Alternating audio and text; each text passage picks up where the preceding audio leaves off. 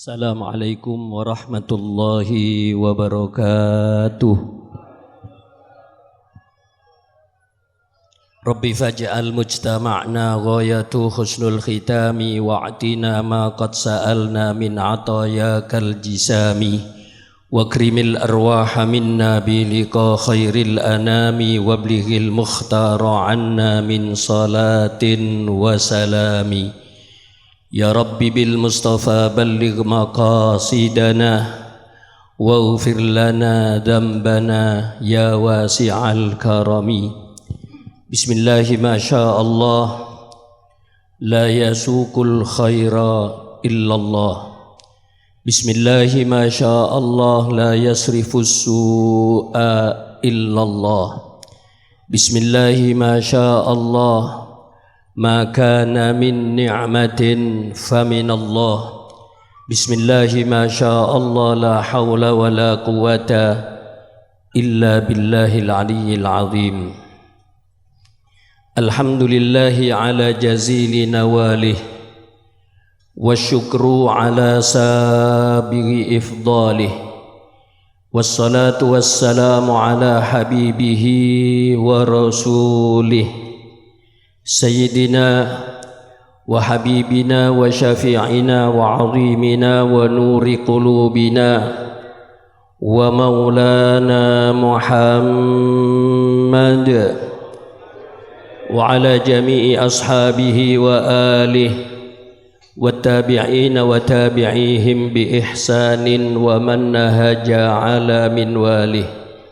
Salatan taftahu lana biha abwabar ridha wat taysir wa tughliqu anna biha abwabasy syarri wat ta'sir wa takunu lana biha waliyan wa nasir. Anta waliyuna wa maulana fa ni'mal maula wa ni'man nasir. Amma ba'du, hadratal ulama al-a'izza wal habaib al-ajilla wa ala muqaddamihim syekhana wa abana al-kiai al-haj Muhammad Ihya Ulumiddin matta'anallah bituli hayatih fi atammi sihha wal afiyah wan ni'am ad-dafiyah amin ya rabbal alamin. Hadirin wal hadirat, bapak-bapak, ibu-ibu dan saudara-saudara sekalian yang mudah-mudahan kita semuanya senantiasa dirahmati dan diberkati oleh Allah Subhanahu wa ta'ala.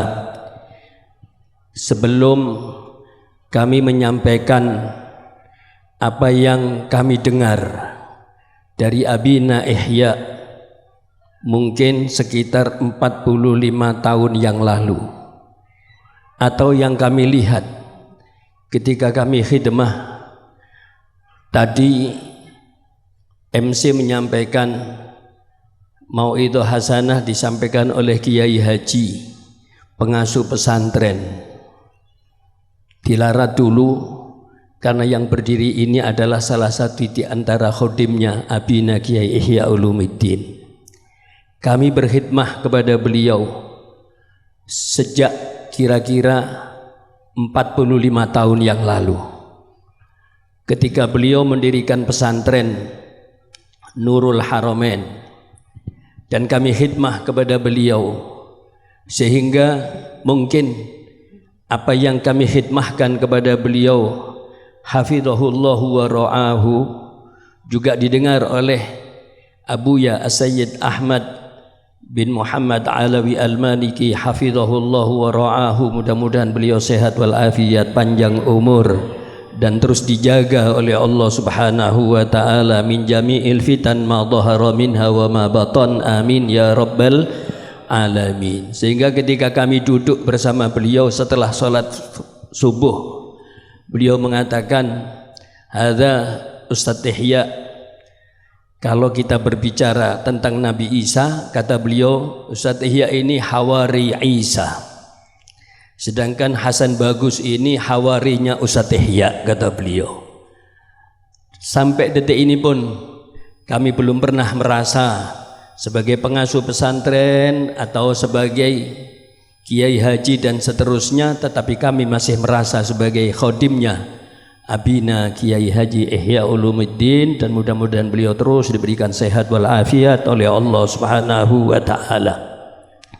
Seringkali kami sering mendengar dari beliau ketika 45 tahun yang lalu beliau nuturi para santri yang ada di Darut Tauhid.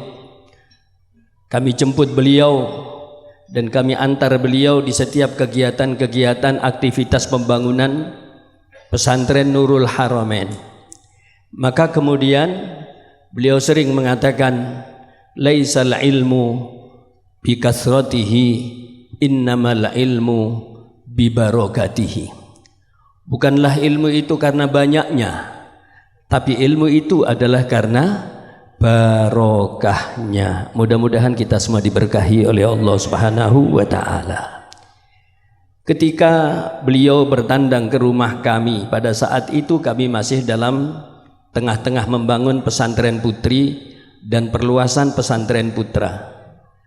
Hujan-hujan gerimis, beliau saya payungi sambil nengok pesantren putri dan pesantren putra.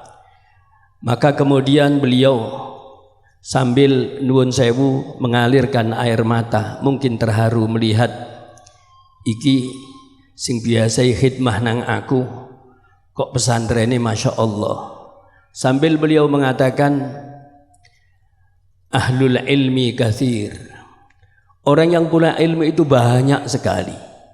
Ya Hasan, orang yang lebih alim dari kita banyak sekali, profesor, doktor dan seterusnya.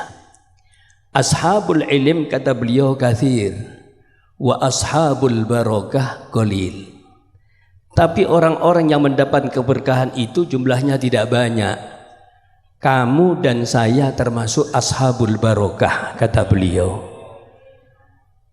Mudah-mudahan keberkahan beliau sampai kepada kita yang hadir dan anak-anak kita semua diberkahi oleh Allah Subhanahu wa taala. Mungkin panjenengan juga yang biasa ikut kajian kami di Masjid Agung Jamek Malang, tadi ketika masuk ada yang sempat bisik-bisik, dungaren gak gawe surban. Padahal di pamfletnya surbani Masya Allah ya, saingan sama Ustadz Nasir ini.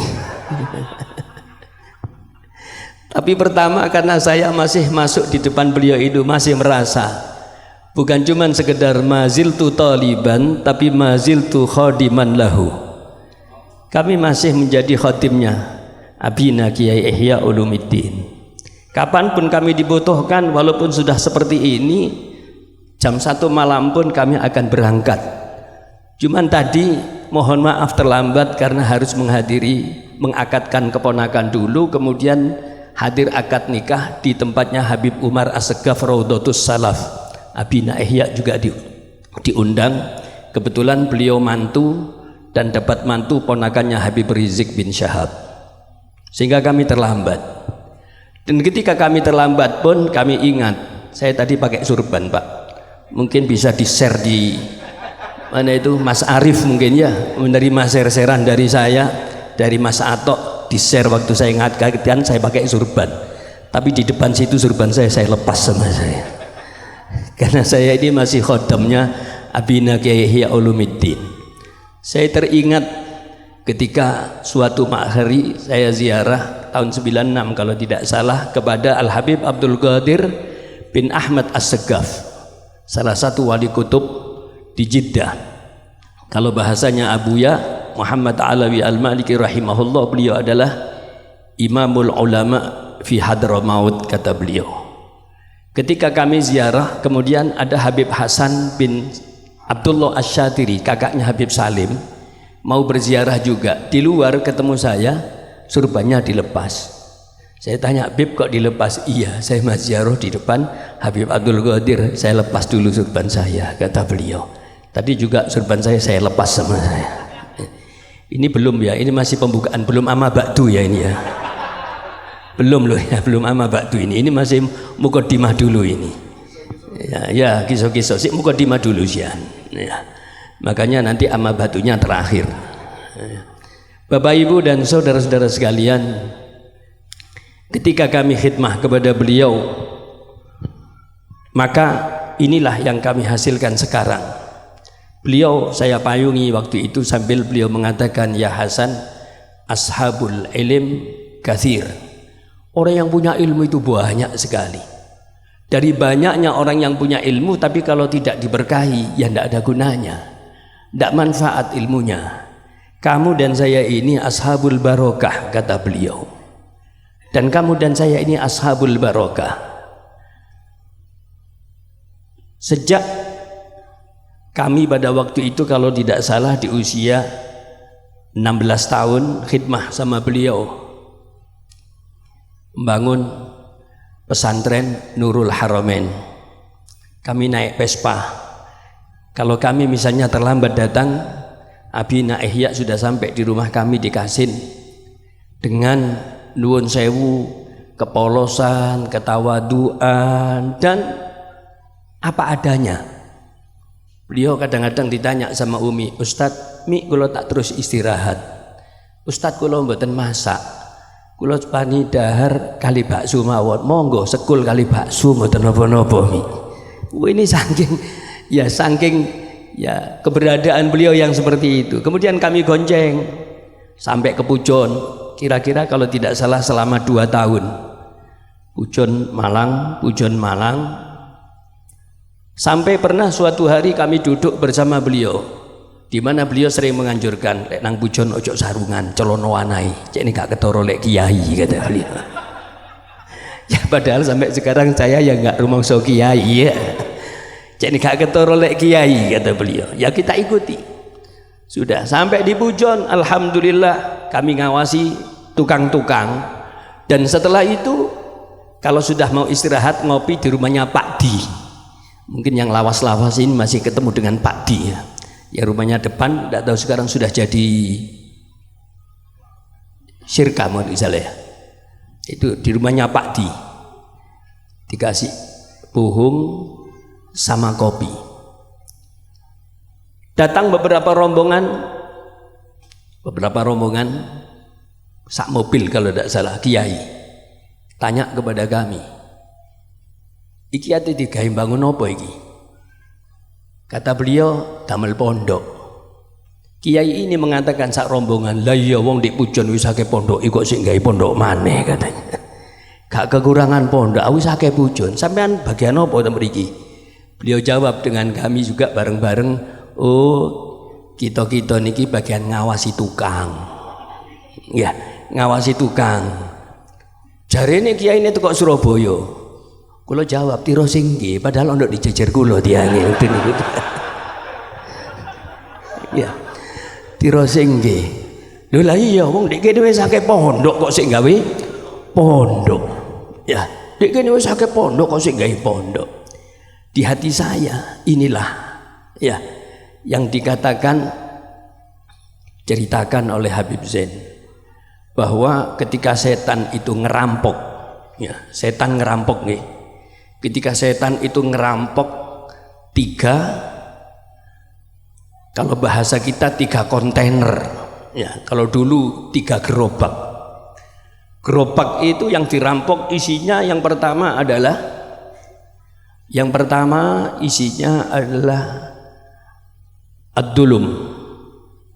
Yang kedua khianat. Yang ketiga al-kaid, tipu daya. Dan yang keempat adalah al-hasad. Ketika ditanya oleh kawan-kawannya yang lain, sapa sing kate kulaan sifat kedoliman ini?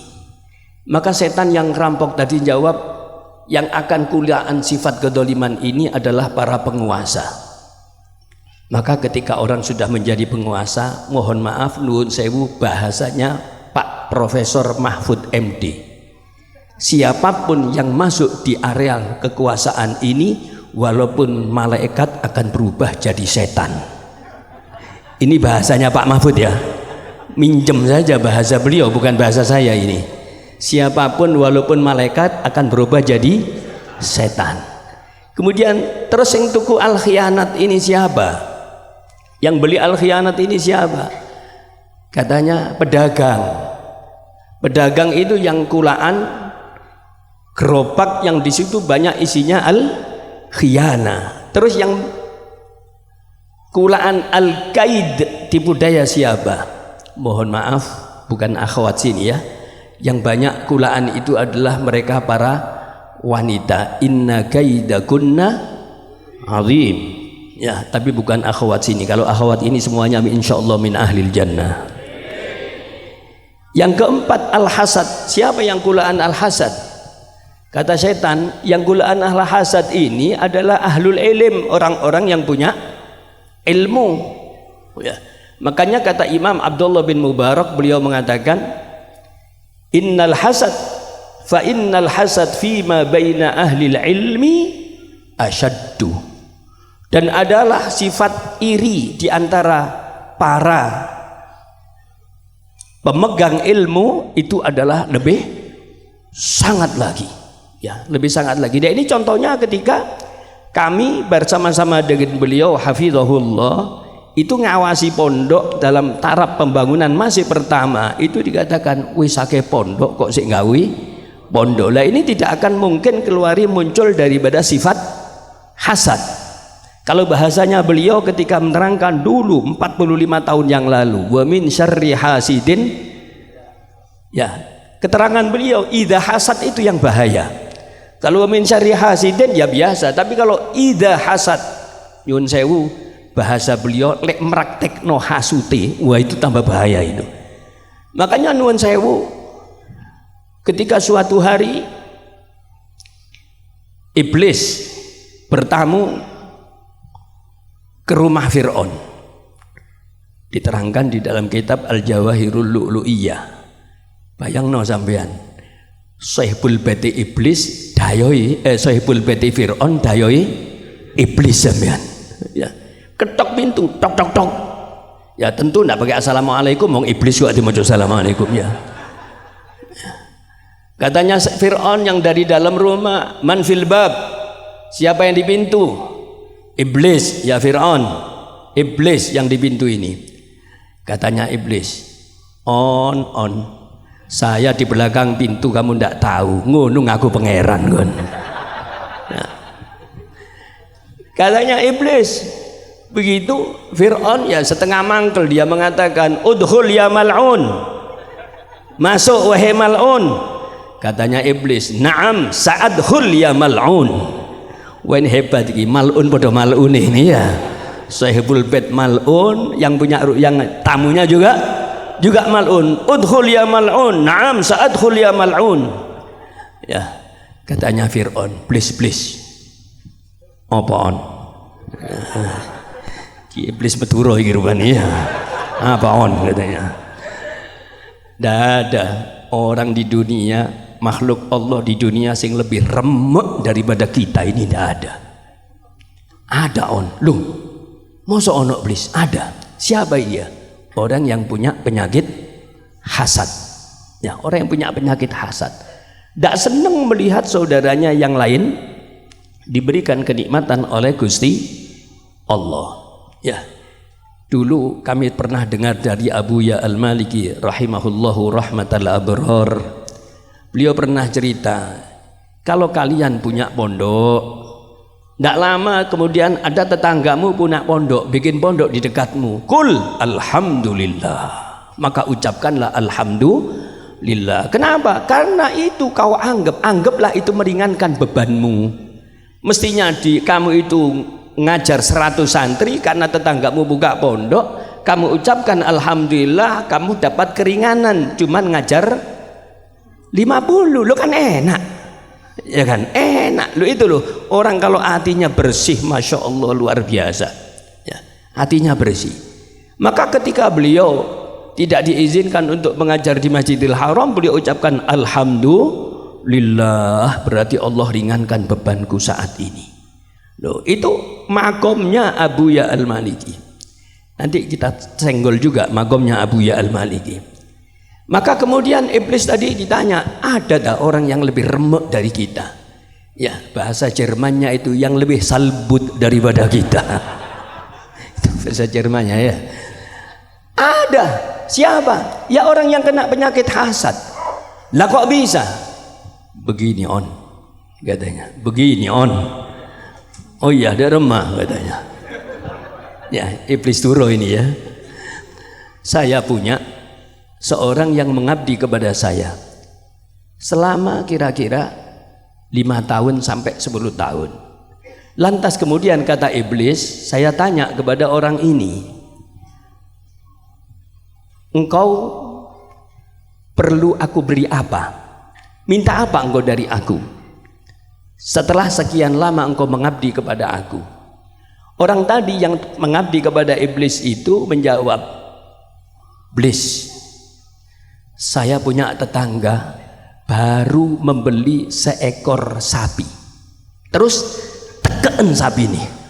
Ya, saya tidak kuat ngelihat dia beli sapi, tekeen sampai mati. Kamu bunuh sapinya.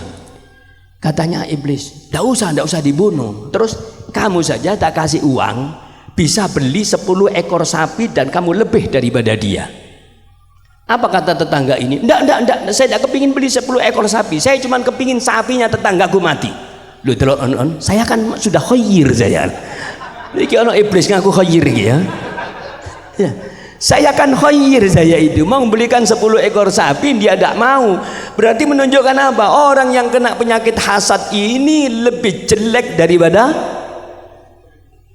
kata sampean tadi iblis. Ya. Subhanallah. Fa innal hasad fima baina ahli ilmi asyaddu. Sesungguhnya sifat hasad yang dimiliki oleh orang-orang ahlul ilm itu lebih parah. Ini contohnya ketika kami belum dibuka pondok Isian. Apa mana sekarang melihat pondok yang masya Allah luar biasa. Ya, mulai dari dulu itu cuman sekitar 1,5 hektar kalau tidak salah, 5.000 awal-awal Nurul Haromen. Kemudian tidak ada tempat istirahat. Kami sama Abi Ihya kalau istirahat itu di atas musola itu di mihrab itu ada tempat ke atas sambil nyunguk-nyunguk mobil lewat itu.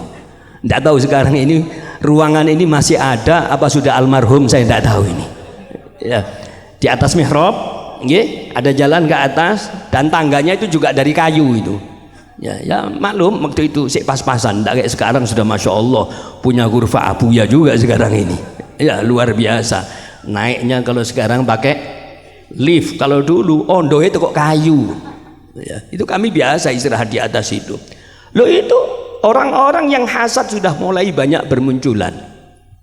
Abu Ya Al-Maliki mengatakan kalau kamu buka pondok dan di dekatmu ada orang yang buka pondok lagi, kul alhamdulillah, berarti saya diringankan oleh Allah. Dan inilah tanda-tanda di antara orang-orang yang besar.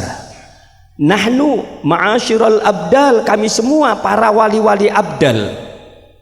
Kami para wali abdal ini tidak menjadi wali abdal karena banyaknya sholat kami, bukan. Karena banyaknya puasa kami, bukan. Karena banyaknya ibadah-ibadah kami, bukan. Tapi karena apa? Lisalamati sudurina. Karena kalau orang Jawa mengatakan dodoni jembar. Ya, ini dodoni jembar. Lah, Bayai Hamid itu termasuk di antara wali abdal. Nanti Bayai Hamid ketika sowan kepada Abu Ya Al-Maliki. Bayai Hamid itu, Pak, ibu ketika beliau sakit, saking sakitnya sampai pingsan, semaput.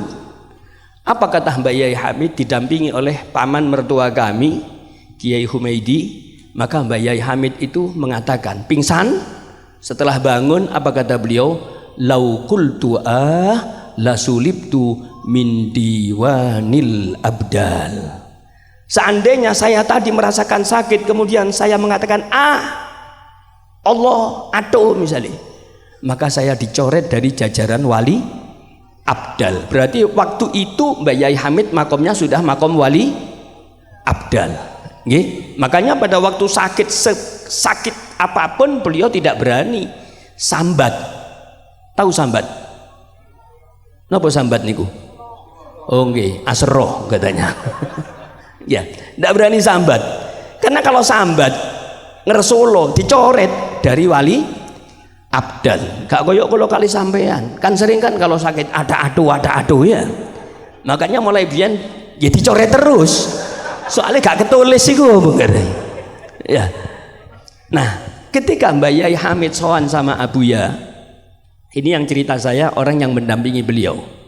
Ketika sowan sama Abuya, maka kemudian di tengah-tengah ngajar beliau, Abuya berdiri, dihormati, suruh duduk di sampingnya. Ulama-ulama di sekitarnya itu bingung. Iki ono wong Jawa kok dimuliakan sekali. Yai Hamid diminta datang ke rumah Abuya. Datang ke rumah. Datanglah beliau. Pada waktu itu Kiai Hamid nuwun sewu bawa kue.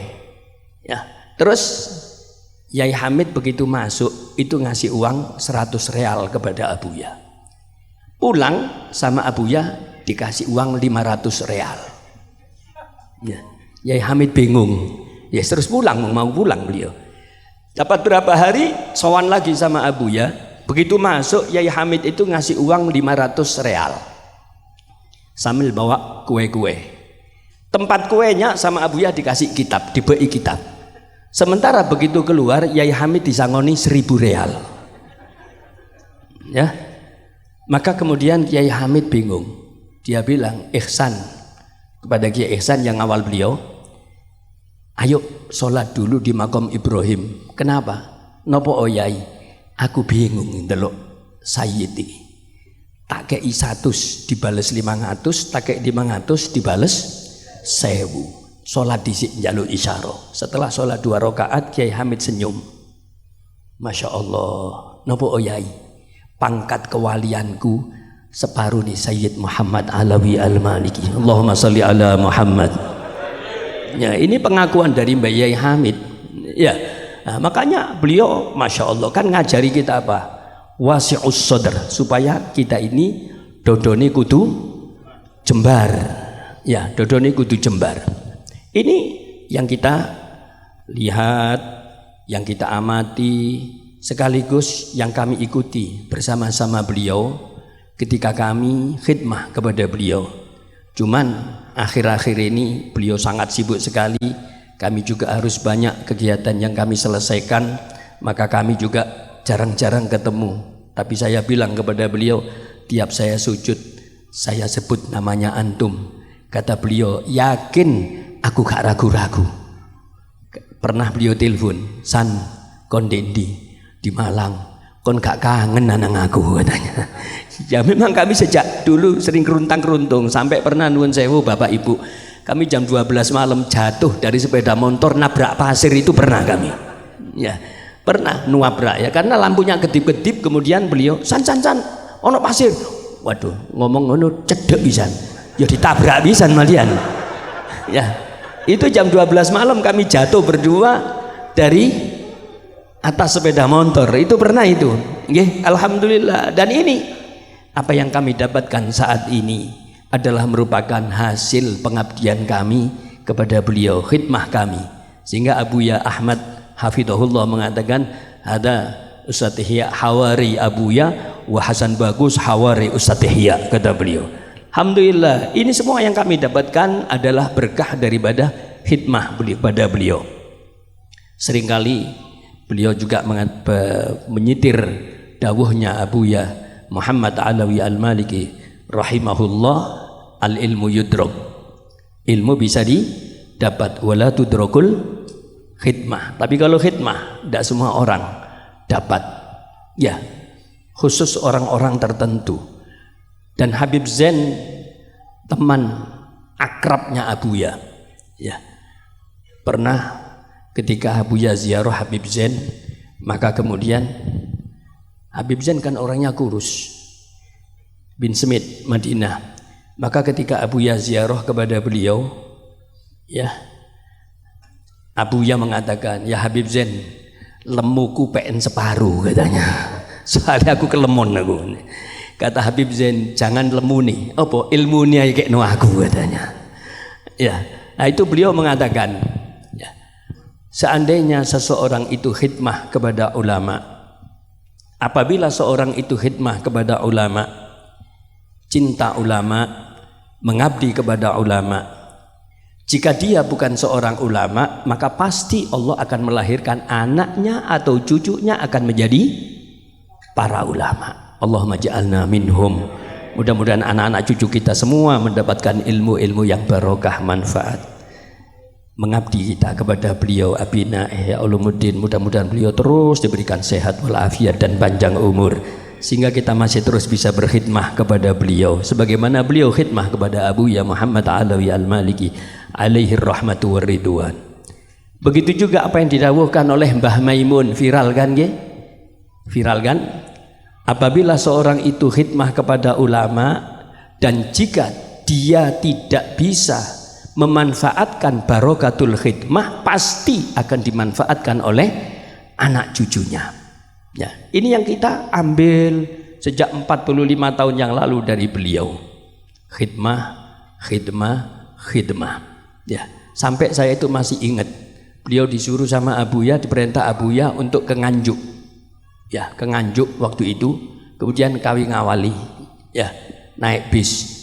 Begitu turun dari bis, rasanya aku koyok masuk angin. Saya ingat itu. Terus golek seprit dikei Uya, ikut tombone masuk angin. Loh, saya punya ilmu itu sampai sekarang malah.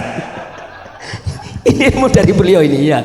Golek seprit dikei Uya, itu kita turun dari bis terminal masuk warung sebentar, Bu, wonten seprit, wonten kali Uya Bu, nggih nyuwun uyahe. Oh nggih, iki tombone masuk angin sani. Loh, saya ngaji dari beliau itu bukan cuma ngaji kitab tok ini ya.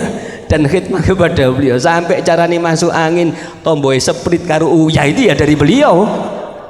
Subhanallah ya. Maka nuwun sewu yang kami dapatkan di pesantren kami dengan jumlah santri yang tidak banyak, putra putri ya sekitar 1.500 dengan cabang yang kira-kira sekitar 50, dan sebetulnya akhir Syawal ini kami juga diundang di Kelantan. Bahasa orang Kelantan itu pecah tanah. Pecah tanah itu maksudnya peletakan batu pertama.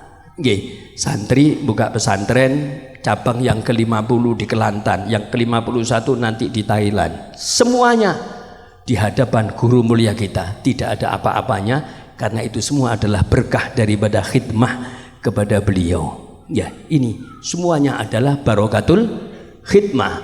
Setiap malam Senin kami ngisi pengajian di Masjid Jamek dengan kajian kitab Mafahim. Alhamdulillah Bapak Ibu, kata beliau, ashabul barokah qalil, ashabul ilim kathir.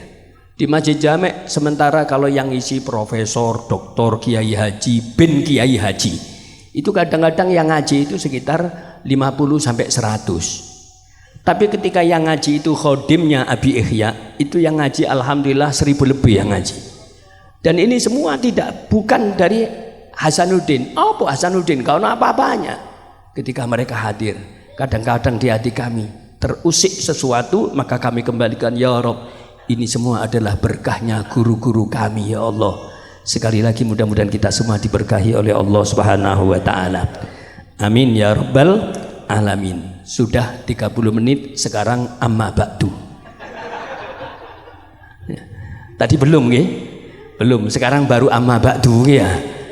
Bapak Ibu dan saudara-saudara sekalian, entah berapa puluh tahun yang lalu kami pernah ikut hadir di Istihlal. Tempatnya di Batu. Kalau santri lawas-lawas masih ingat itu, tempatnya di Batu, di tengah-tengah kota itu ada gedung. Gedung apa itu? Gedungnya waktu itu tidak begitu bagus. Di tengah-tengah kota, persis di dekatnya alun-alun. Iya, sing lawas-lawas masih ingat itu. Abi Ihya pernah menerangkan bahwa tujuan daripada kita itu istihlal adalah demi untuk merekatkan mahabbah lillah wa fillah ukhuwah karena Allah Subhanahu wa taala. Maka yang kami sampaikan ini adalah mengingat sekian puluh tahun yang lalu pada waktu istihlal di Batu. Saya lupa gedungnya, gedung Ganesha atau apa itu. Non? Ganesha. Nah, nggih. Tadi sing lawas-lawas, ini sing bapak-bapak, mbah-mbah ini masih inget ini berarti ya. Kalau sing muda-muda ndak inget ya. Di gedung itu beliau menyampaikan bahwa tujuan kita istihlal adalah niru napak tilasi orang-orang dahulu. Saya masih ingat beliau mengatakan, beliau dawuh bahwa orang dulu itu kalau halal bihalal atau istihlal itu mereka satu dengan yang lainnya itu sambil bawa kupat dan lepet lontong. Kata beliau, dawuhnya beliau, dan setiap Id itu mesti ada puasanya. Ini dawuhnya beliau, saya sambung lagi setelah sekian puluh tahun. Setiap Id itu ada puasanya. Idul Fitri ada Ramadan, Idul Adha ada 10 hari pertama bulan Dzul Hijjah. Kata beliau, begitu juga Idul Kupat. Beliau dawuh, cuman masyarakat ini aneh, seneng melok riyo ini gak pati seneng melok posoni katanya. Maka beliau bikin peraturan, tidak tahu peraturan, dan saya juga ikut aturan beliau bahwa santri begitu masuk ke pondok langsung puasa. Begitu santri datang hari Ahad kemarin, Senin sudah puasa 6 hari. Saya ikuti apa yang beliau praktekkan dan beliau dawuhkan. Santri wajib poso setelah masuk pondok. Kenapa? Sebab lek di omai gak kira poso abot. Wong bapak iya abot gak poso. Apa maneh anake tambah abot. Loh, ini bahasa beliau ya. Dalam rangka apa? Untuk merajut ukhuwah, persaudaraan karena Allah Subhanahu wa taala. Silatur rahim. Di dalam kitabnya Abuya Kanzun Najah, kitab apa namanya? Kitab Kashful Ghummah, halaman 71. Abuya kok apal halaman nih? Soalnya mari ngerpek. Dan anak-anak hataman kitab Kashful Ghummah kemarin setelah bersamaan dengan apa namanya? Dengan kitab Manhaj Salaf. Ya. Nah, itu di situ diterangkan man sarrahu ayyub satalahu fi rizqih wa yunsa'alahu fi atharih falyasil rahimah. Rawahul Bukhari wa Muslim an Anasin radhiyallahu anhu wa ardah. Barang siapa yang kepingin untuk ayyub satalahu rizkinya diluaskan oleh Allah dan umurnya dipanjangkan oleh Allah. Kalau dapat dua ini enak, satu dari dua ndak enak. Umur panjang rezeki seret gak enak, rezeki lancar wongi lho kok mati loro ngono ae lho ya, itu juga ndak enak. Sing enak itu rezeki lancar umur panjang. Allahumma ja'alna minhum. Kuncinya apa? Falyasil rahimah, hendaklah menyambung silatur rahim. Saya masih ingat ketika beliau haji, tak tahu yang berapa tahun yang lalu itu. Saya ke rumah beliau mengatakan, "Si entenono dilungkas aku teko, ojo mulai lho," katanya. Saya tunggu sebentar, beliau datang. Dari mana? Ini apa? Ono tonggo tas mulai haji, ada tetangga baru pulang haji. Terus lanjenengan sendiri kan juga pulang haji. Iya, cek nek rene tak parani di situ-situ abe aku. Subhanallah, ya. Subhanallah. Makanya beliau masuk dalam dawuh rezeki lancar, umur panjang. Saya punya jamaah pengajian, Bapak Ibu. Terakhir yang saya temui itu namanya Mbahlan. Haji Imam Ruslan. Jadi kalau panjenengan itu dari tol Pakis keluar kanan, belok kanan itu ada masjid, di situ tempatnya. Mbahlan niki Bapak Ibu, Masya Allah, umure 122 tahun baru meninggal. Di usia 121 tahun itu ngaji tidak pernah absen, walaupun hujan-hujan tidak absen. Di samping itu usia yang 121 tahun itu nuwun sewu nggih, itu lek ngaji gak tahu senden. Sing senden gak usah maju, iki cerita iki. Cerita ya. Ya. Subhanallah, saya tanya, "Mbah, pinten umure Mbah?" 121 yai. "Mbah, dahar niki bagi pecel mboten yai, pedes," katanya. "Mbah, kopi Mbah mboten yai." "Mbah, niki ya Mbah, teh mboten tuya petak mawon. Kula niku yai umur 25, prei rokok, prei kopi, prei legi, prei pedes." "Umur pinten Mbah?" 25. Saya jawab, Pak, tiang sak mangke Mbak umur sudah 5 prei kabeh Mbak. Iya. Napa kok prei kabeh? Nggih wassalam niku wau nggih ya. Saya tanya, Pak, kuncine nopo Mbak? Resepe nopo saged umur sampai 1 selikur? Ya, kita doakan abihya walaupun tidak 1 selikur, 130, 140 gitu aja ya. Amin ya rabbal alamin. Ya. Subhanallah, kuncine nopo Mbak? Kula niku saben-saben jam kali dalu Yai. Kali Yai Hamid, kula kengken siram. Siram, Pak. Ya. Terus kula berangkatan masjid. Jam pinten jam kali? Mungkin wangsul dugi masjid waktu duha. Terus berangkat jam kali wangsul duha dari masjid. Saya tanya, Mbak, pantarane jenengan tasik wonten Mbak? Oh, mboten wonten, ngandhap kula tepi mun kata sing pejah. Saya jawab, Pak, pantes Mbak. Lho napa kok pantes Yai? Lah sampean jam 2 budal nang masjid, terus malaikat Israil goleki gak ketemu. Ya. Lah Mbah Lan kan sudah ke masjid, Mbak, nang omahe gak ketemu. Apa Mbah Lan wis budal? Sing gak budal-budal nang masjid iki ditelpoi karo malaikat iki.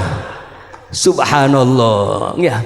Beliau juga ahli silaturahim. Ini yang saya katakan Abina ini waktu beliau haji, tonggo-tonggo haji dipuarani kabeh. Lho padahal awake dhewe lho tas haji. Sampai saya menunggunya harus agak lama. Tapi ya gak apa jenenge khodim ngene agak lama nggih masalah nggih. Sudah. Ini silatur rahim. Ada beberapa ulama berbeda pendapat. Yang dimaksud dengan umurnya dipanjangkan itu apakah umurnya memang betul-betul panjang atau tetap tapi barokah? Yeah. Ada sebagian yang mengatakan enggak, umurnya tetap cuman barokah. Ada lagi yang mengatakan enggak, umurnya ya panjang.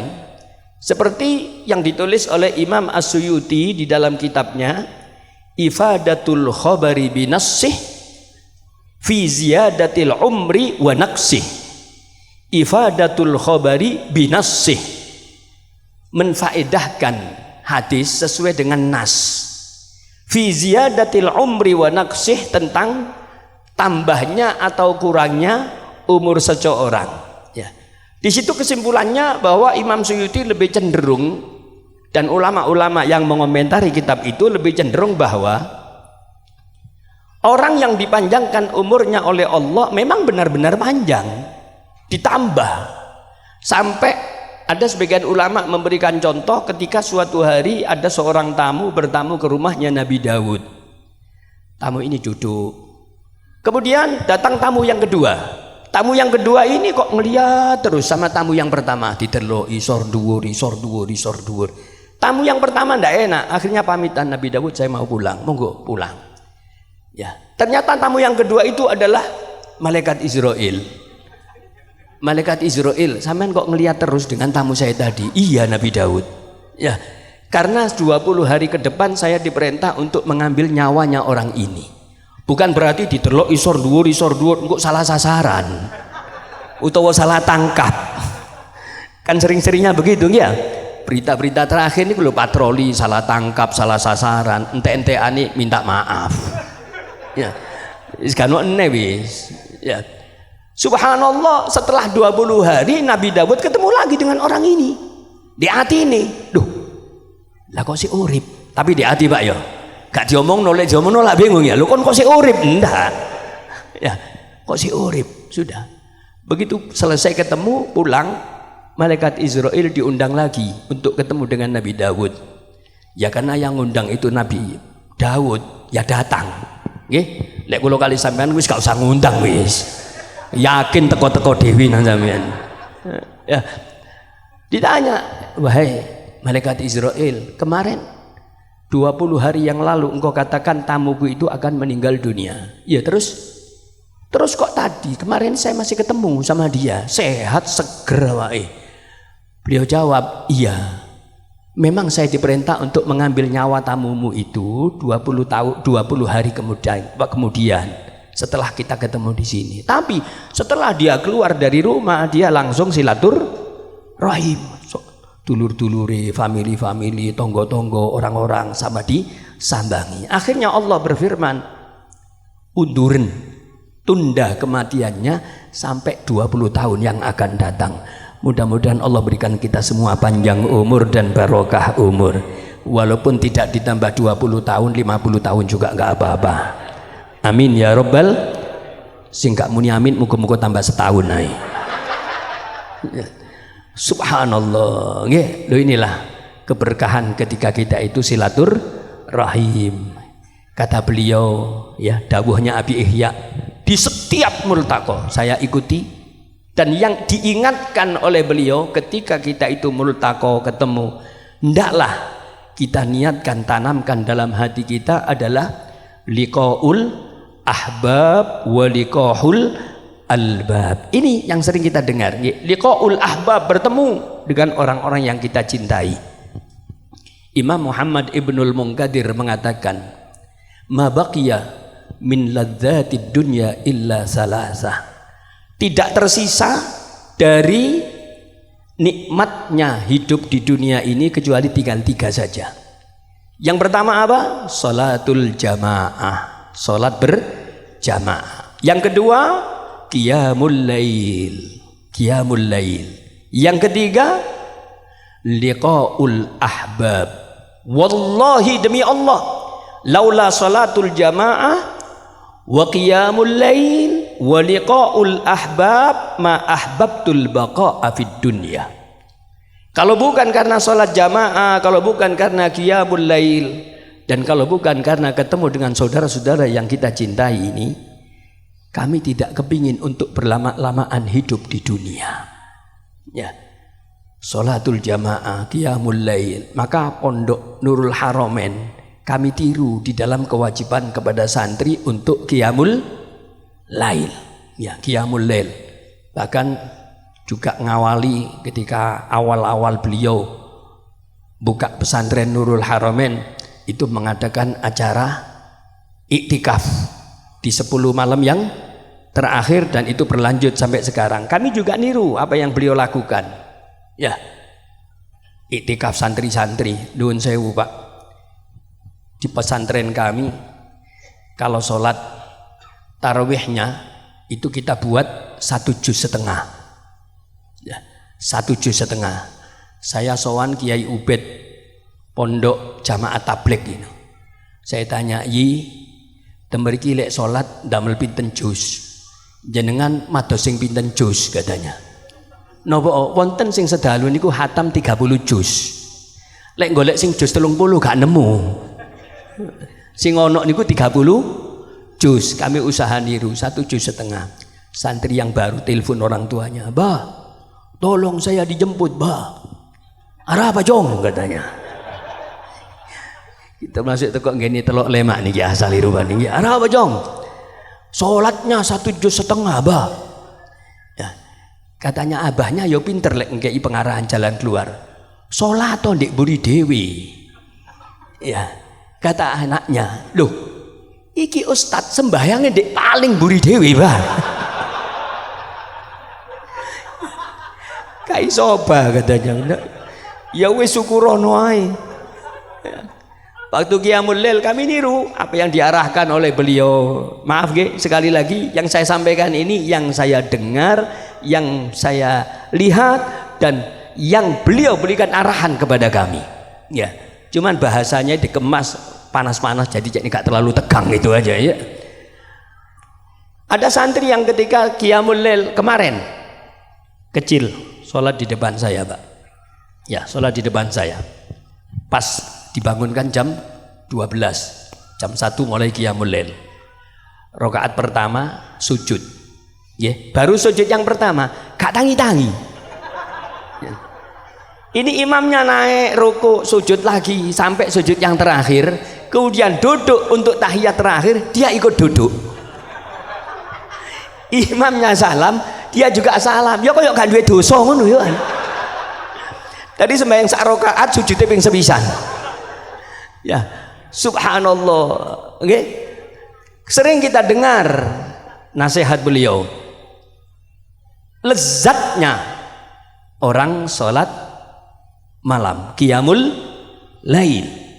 Sering kita dengar beliau memberi nasihat pentingnya qiyamul lail. Wallahi, demi Allah, lau anna ahlal jannah wa ma hum alaihi minan na'im mislu ma nahnu fi lakanu fi 'aisyin thayyib. Seandainya orang yang di dalam surga itu merasakan nikmatnya surga sama dengan nikmatnya kita melakukan qiyamul lail, berarti di surga itu memang betul-betul nikmat. Berarti perbandingan nikmat surga itu dibandingkan tidak bisa dikalahkan kecuali dengan nikmatnya qiyamul lail. Wallahi, kata mereka,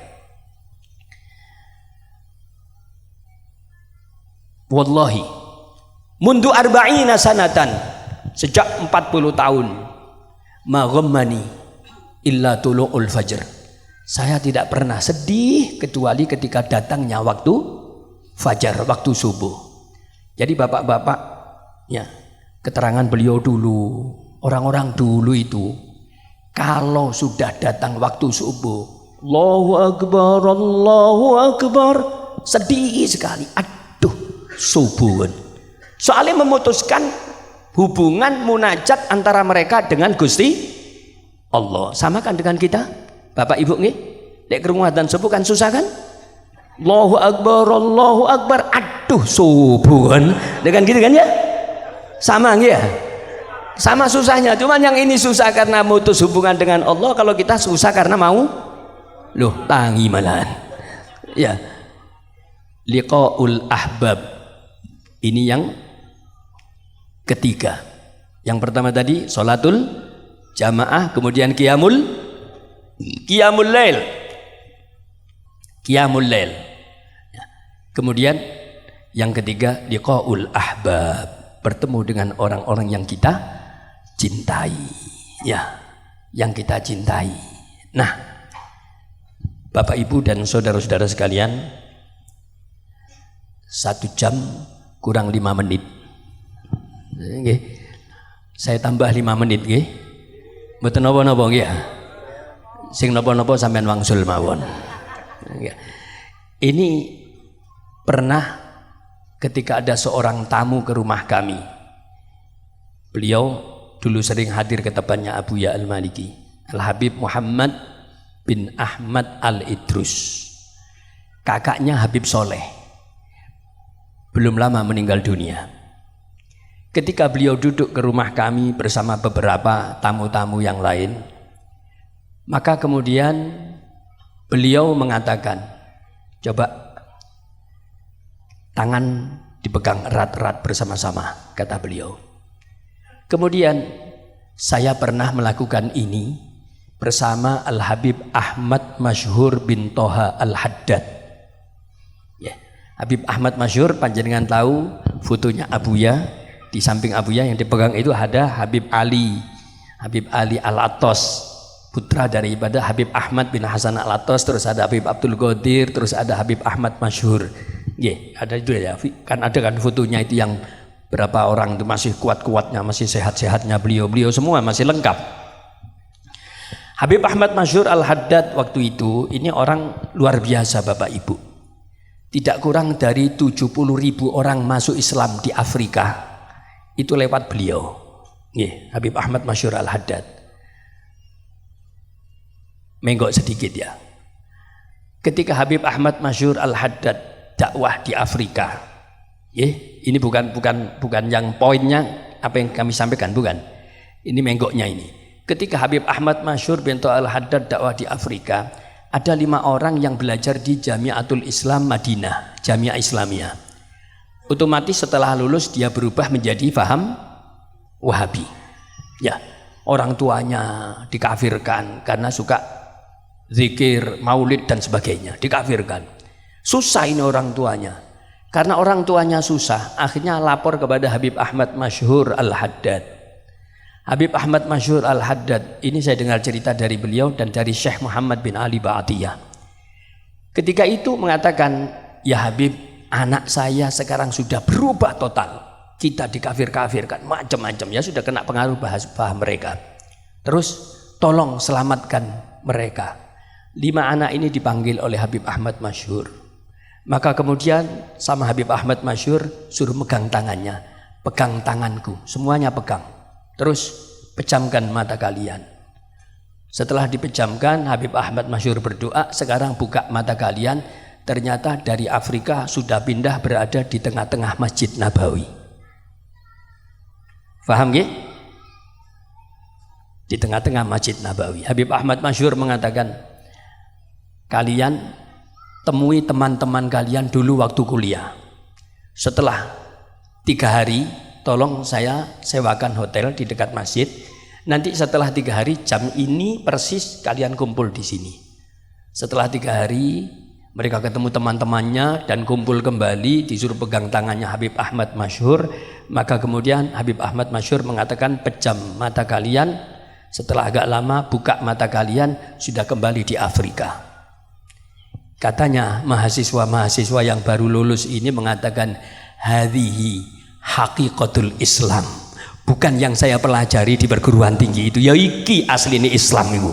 Ya koyok ngene katanya. Nah, Habib Muhammad ini ketika duduk bersama Habib Ahmad Masyhur, maka kemudian beliau mengatakan, an-naji minna yaumal qiyamah ya'khudhu biyadi sahibihi au biyadi akhihi.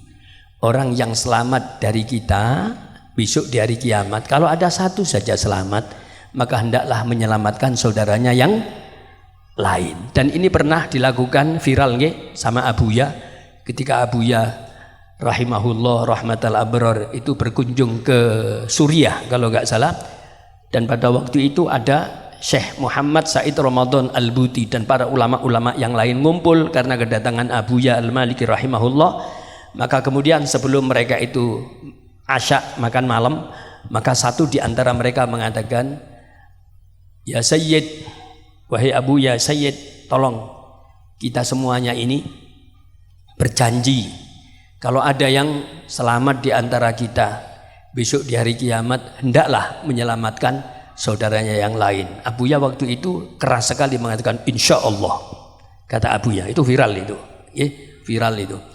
Nah, ketika datang ke rumah kami Syekh Mar'i Ar-Rasyid dan beberapa rombongan, maka kemudian kami diajak ziarah ke Habaib di Malang, juga lakukan seperti itu.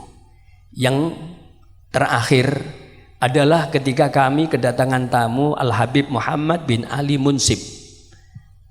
Munsib Al-Habib Ali Ibnul Munsib dari Siwun, yang sekarang megang Rubatul Ilmi Syarif di Siwun, cicit daripada Imam Ali Al-Habsyi Sahibul Maulid.